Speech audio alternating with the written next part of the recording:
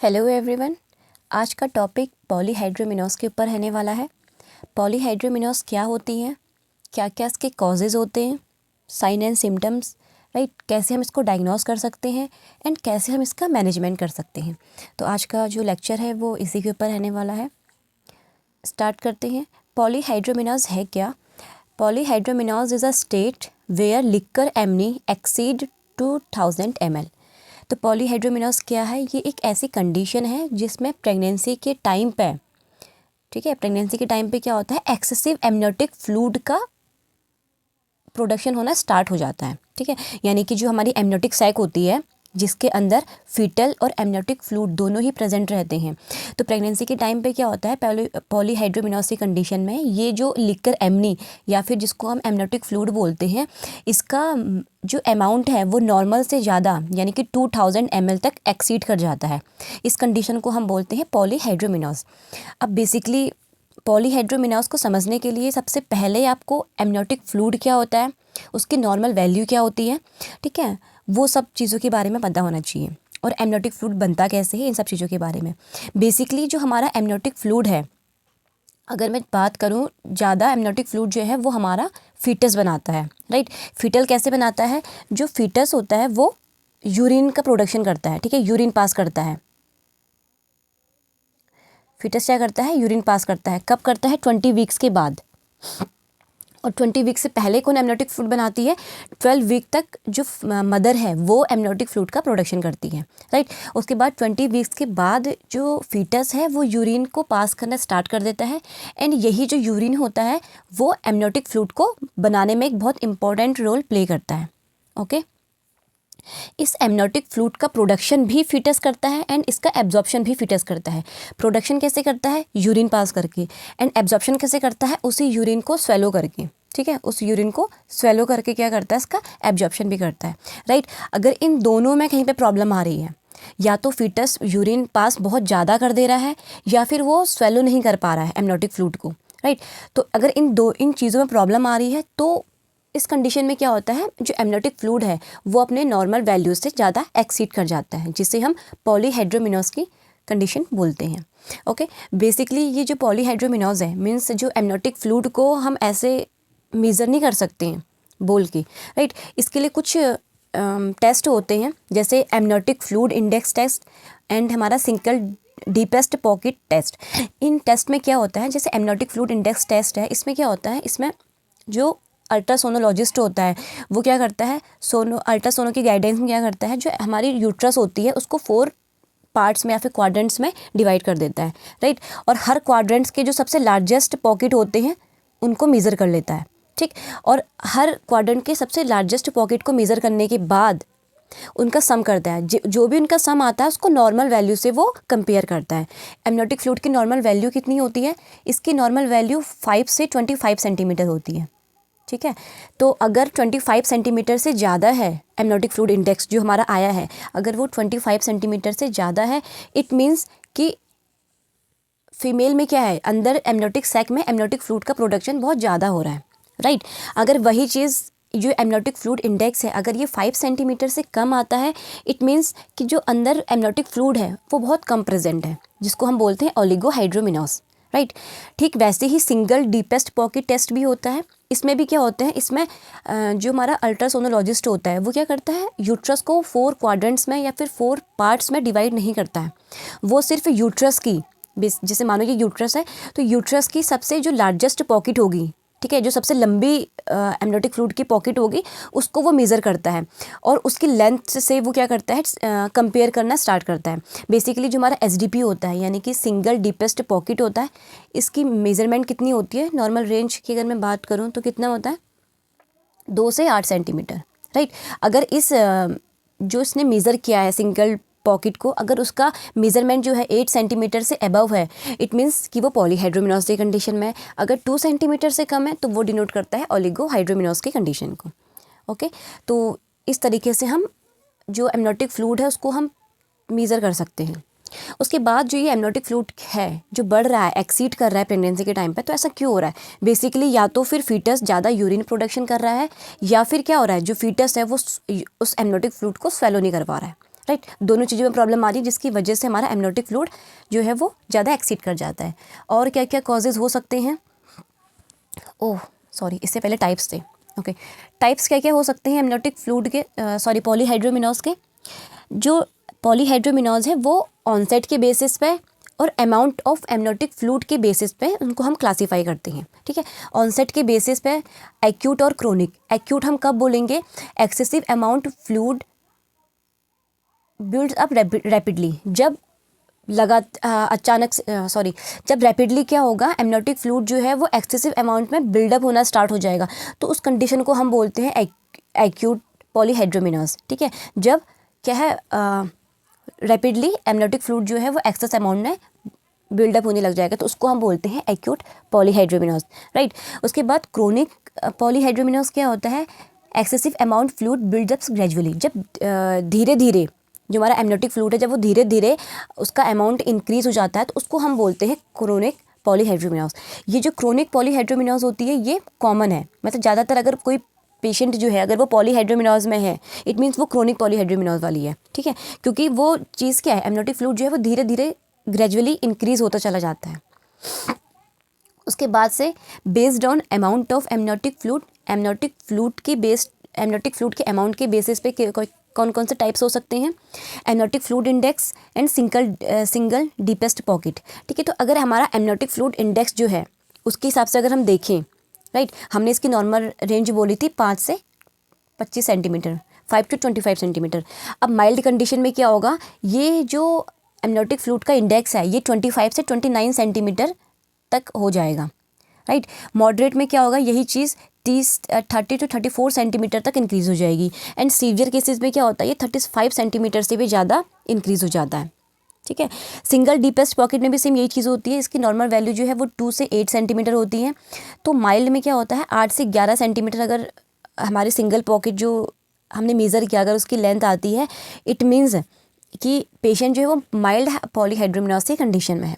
Moderate में क्या होगा, 12 से 15 सेंटीमीटर। एंड सीवियर केसेस में क्या होगा, ये 16 सेंटीमीटर से भी ज़्यादा इंक्रीज़ हो जाता है, ओके। अब बात करेंगे पॉलीहाइड्रोमिनोज के कॉजेज़ के बारे में।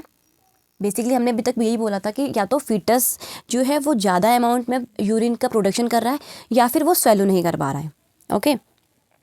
तो फर्स्ट तो है आइडियोपैथिक, यानी कि जो उसका एग्जैक्ट कॉज है, मतलब 50% केसेस किस वजह से होते हैं ये हमें नहीं पता है।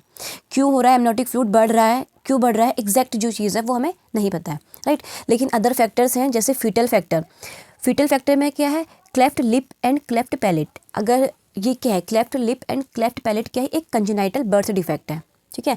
अगर बेबी यूट्रस में है, वूम में है और उसमें क्या है क्लेफ्ट लिप एंड पैलेट वाली कंडीशन है, यानी कि वो कंजेनाइटल डिफेक्ट है, तो इसमें क्या होता है, क्लेफ्ट लिप में क्या होगा, जो लिप होती है वो इसमें जो लिप है उसमें ओपनिंग या फिर एक कट प्रेजेंट होगा, ठीक। वैसे ही क्लेफ्ट पैलेट में क्या होती है, जो हमारी अंदर की माउथ के अंदर की जो सॉफ्ट पैलेट होती है वो भी इसमें इन्वॉल्व हो जाती है, ठीक है। तो उसका इसमें क्या होता है, इनका प्रॉपर तरीके से फॉर्मेशन नहीं हो पाता है। इस कंडीशन में क्या होगा, जो बेबी होता है, जो फीटस होता है वो स्वेलो नहीं कर पाता है, ठीक है। उसको स्वेलो करने में दिक्कत आती है। अब अगर वो एमनियोटिक फ्लूइड को स्वेलो नहीं करेगा, मीन्स एमनियोटिक फ्लूइड का एब्जॉर्प्शन नहीं होगा, तो एमनियोटिक फ्लूइड जो है वो उसका अमाउंट अपने आप ही ग्रेजुअली इंक्रीज होता चला जाएगा। उसके बाद है oesophageal and duodenal atresia. Oesophageal and duodenal atresia ये भी एक कंजेनाइटल बर्थ डिफेक्ट है, ठीक है। इसमें क्या होता है, जो ईसोफेगस है वो एबनॉर्मली ट्रेकिया के साथ कनेक्ट हो जाता है, ठीक। एंड ड्यूडेनल एट्रेसिया में क्या होता है, जो ड्यूडेनम वाला पार्ट होता है, ड्यूडेनम का जो फ्रंट वाला पार्ट है वो नैरो हो जाता है, राइट। तो इस कंडीशन में भी क्या होता है, जो बेबी है वो स्वेलो करने में उसको प्रॉब्लम आती है, ठीक है। एंड जो एमनियोटिक फ्लूइड का लेवल है वो बढ़ता चला जाता है, ओके। उसके बाद है फीटल इन्फेक्शन। अगर फीटस में कोई इन्फेक्शन है, जैसे टॉक्सोप्लाज्मोसिस हो गया, ठीक है, सिफिलिस है, या अगर अदर कोई इन्फेक्शन है फीटस में, तो वो भी लीड कर सकता है पॉलीहाइड्रोमिनोज की कंडीशन को। उसके बाद है एनेंसेफेली। एनेंसेफेली में क्या होता है, हमारा जो ब्रेन है, ठीक है, हमारा जो स्कल है वो प्रॉपर तरीके से डेवलप नहीं हो पाता। जब प्रॉपर तरीके से वो डेवलप नहीं हो पाता तो इसमें क्या होती है, बेबी में जो बेबी होता है उसमें क्या होती है, जो स्वेलो रिफ्लेक्स है वो एब्सेंट होता है, राइट। जो फीटस है उसका वो वाला पार्ट एब्सेंट होगा स्कल में जहाँ से रिफ्लेक्सेस जनरेट होती हैं, ठीक है, रिफ्लेक्सेस जो है वो आती हैं, राइट। तो एनेंसेफेली वाली कंडीशन में क्या होता है, जो बेबी होता है उसमें जो स्वेलो रिफ्लेक्स है ठीक है, स्वेलो रिफ्लेक्स जो है वो अपसेंट होता है, तो जिस वजह से क्या होता है, बेबी एमनियोटिक फ्लूइड को स्वेलो नहीं कर पाता। ओके, नेक्स्ट है RH iso immunization. RH iso immunization basically क्या है, जब मदर RH नेगेटिव होगी एंड फीटस जो है वो RH पॉजिटिव वाला है, तो मदर क्या करेगी, फीटस के अगेंस्ट एंटीबॉडीज़ बनाना स्टार्ट कर देती है। ये एंटीबॉडीज़ क्या करती हैं, फीटल की RBCs को डिस्ट्रॉय करना स्टार्ट कर देते हैं, राइट। जब फीटल की RBC डिस्ट्रॉय होती हैं तो उस केस में क्या होता है, जो बच्चा होता है वो ज़्यादा से ज़्यादा यूरिन पास करता है ताकि उसमें RBCs का प्रोडक्शन ज़्यादा से ज़्यादा हो सके, जिस वजह से क्या होता है, एमनियोटिक फ्लूइड का जो अमाउंट है वो धीरे धीरे बढ़ता चला जाता है। ठीक, उसके बाद मैटरनल फैक्टर कौन कौन से हो सकते हैं, जैसे मल्टीपल प्रेगनेंसी। मल्टीपल प्रेगनेंसी में क्या होता है, वूम में एक से ज़्यादा बेबी प्रेजेंट होते हैं। ठीक है, अगर एक से ज़्यादा बेबी प्रेजेंट है, इट मीन्स कि वहाँ पे एमनियोटिक फ्लूइड का अमाउंट भी ज़्यादा प्रेजेंट होता है, जो लीड करता है पॉलीहाइड्रोमेनोस की कंडीशन को।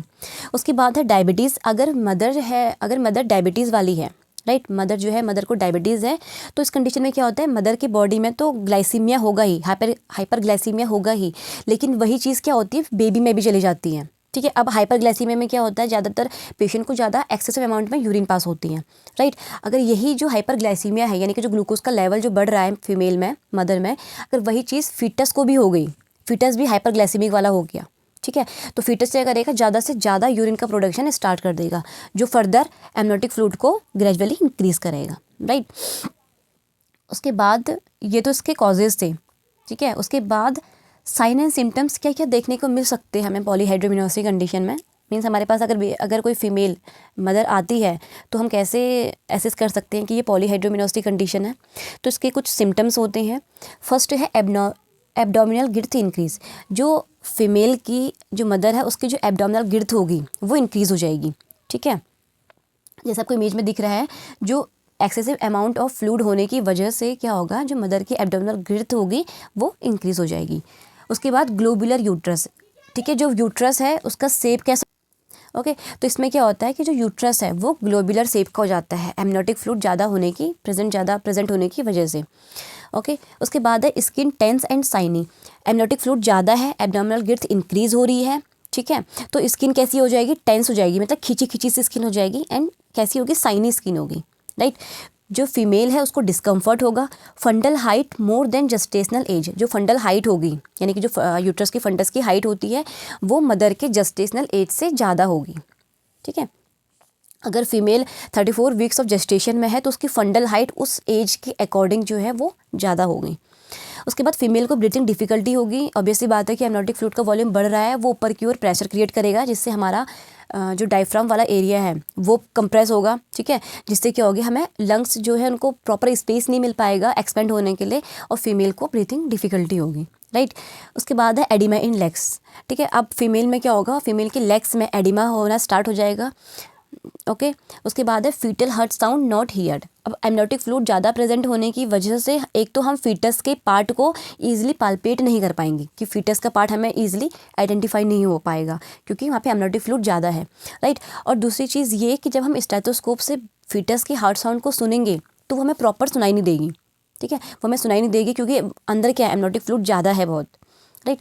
एंड नेक्स्ट है माल प्रेजेंटेशन होगी। क्यों? क्योंकि फीटस अंदर फीटस है, एमनियोटिक फ्लूइड ज़्यादा है, फीटस क्या कर रहा है, उस एमनियोटिक फ्लूइड में फ्लोट कर रहा है, तो वो प्रॉपर एक पोजीशन में नहीं आ पाएगा, ठीक है, उसका हेड जो है वो फ्लोटिंग में ही रहेगा, राइट। तो इससे चांसेस होते हैं कि वो माल प्रेजेंटेशन हो सकती है।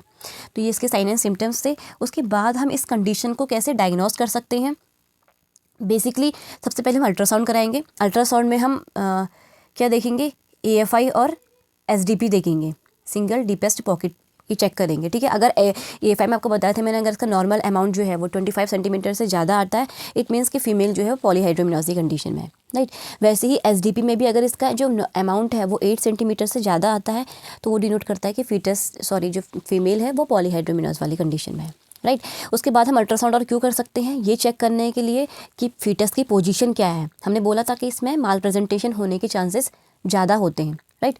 तो इसमें हम ये चेक करेंगे कि फीटस की एक्चुअल में पोजीशन कहाँ पे है, उसका हेड कहाँ पे लाई कर रहा है, और फीटस में कोई ऐसी एबनॉर्मलिटीज़ तो नहीं है अंदर, ठीक है, कोई ऐसी कंजेनिटल एबनॉर्मलिटीज़ तो नहीं हो रही हैं। वो सब चीज़ चेक करने के लिए हम अल्ट्रासाउंड करते हैं। उसके बाद हम ब्लड टेस्ट करेंगे ABO एंड RH ग्रुपिंग के लिए कि फीटस जो है उसका ब्लड टेस्ट करेंगे, उसका ब्लड ग्रुप क्या है, वो RH नेगेटिव है या RH पॉजिटिव है, इन सब चीज़ों को चेक करने के लिए हम ब्लड टेस्ट करेंगे। उसके बाद GTT इफ़ नेसेसरी, यानी कि ग्लूकोज टॉलरेंस टेस्ट करेंगे अगर ज़रूरत पड़े तो, राइट। अगर फीमेल जो है वो डायबिटीज़ वाली है तो हम GTT परफॉर्म करेंगे, ये चेक करने के लिए कि कहीं डायबिटीज़ की वजह से तो जो एमनियोटिक फ्लूइड है उसका अमाउंट ज़्यादा इंक्रीज़ तो नहीं हो रहा है।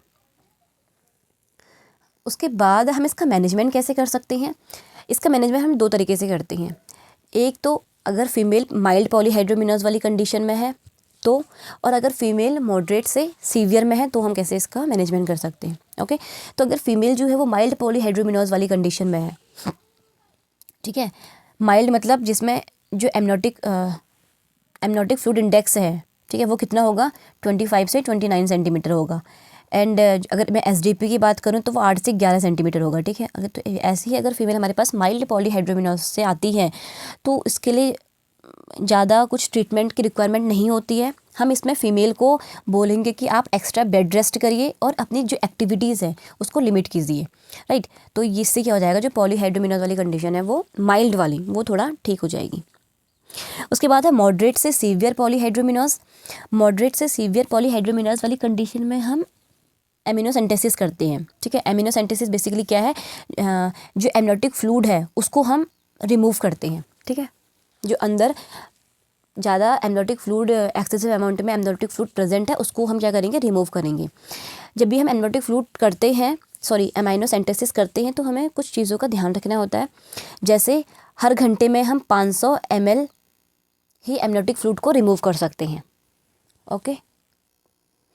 और हम 1500 से 2000 ml एमनियोटिक फ्लूइड जो है वो रिमूव कर सकते हैं, इससे ज़्यादा हम एमनियोटिक फ्लूइड रिमूव नहीं कर सकते। देखो मैंने क्या बोला, जब हम एमिनोसेंटेसिस करते हैं, एमिनोसेंटेसिस क्या है, ये एक इन्वेजिव प्रोसीजर है, ठीक है, जिसमें हम निडल की हेल्प से क्या करते हैं, जो एमनियोटिक फ्लूइड है उसको रिमूव आउट करते हैं, राइट। तो इसमें हम हर घंटे में हम 500 ml ही एमनियोटिक फ्लूइड को रिमूव कर सकते हैं, राइट। और अगर मैं बेसिकली से बात करूँ तो हम सिर्फ 1500 से 2000 ml ही एमनियोटिक फ्लूइड जो है वो रिमूव कर सकते हैं, इससे ज़्यादा हम एमनियोटिक फ्लूइड को रिमूव नहीं कर सकते, ओके। तो ये था इसका मैनेजमेंट।